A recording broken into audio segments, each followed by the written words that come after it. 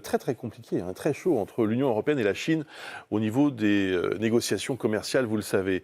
Et cette tension, elle vient encore d'augmenter d'un cran, puisque depuis le début du mois de novembre, depuis quelques jours, la Chine impose une taxation sur les eaux de vie à hauteur de 35%. Pourquoi ? En fait, c'est une réponse à la taxe de l'Europe sur les voitures électriques chinoises.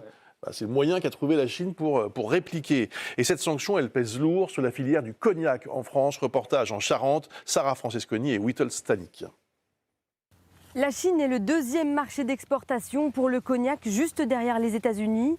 Cette taxation chinoise pèse donc très lourdement sur les 70 000 emplois rattachés à la production de cognac, à commencer par les viticulteurs. Dans ces fûts, le cognac vieillit depuis 4 ans. Un travail au long cours, pris de vitesse par des mesures commerciales imposées par la Chine. En réponse aux taxes européennes sur les voitures chinoises, le pays s'attaque aux eaux de vie. On est sacrifié puisqu'au final l'Europe n'entend pas nos appels au secours et on se retrouve dans des négociations qui n'ont rien à voir avec notre production. Un consommateur qui veut acheter une voiture électrique ou qui veut acheter un cognac, normalement on n'a pas de lien de causalité. Pour la filière du cognac, le marché chinois est historique. Il représente 25% des exportations. 25%, ça correspond à 2 emplois à supprimer déjà. Donc pour moi, c'est hors de question. L'aspect social est trop important. En plus, ce marché chinois correspond à des eaux de vie plus vieilles, donc avec une plus forte valeur ajoutée. La taxe chinoise s'applique sous la forme d'une caution bancaire. Pour 100 000 € de cognac vendu, 35% du montant est prélevé et placé sur un compte bancaire.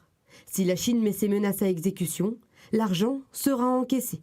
Le système de cautionnement est vraiment très impactant. Il représente aujourd'hui des millions d'euros pour certaines entreprises.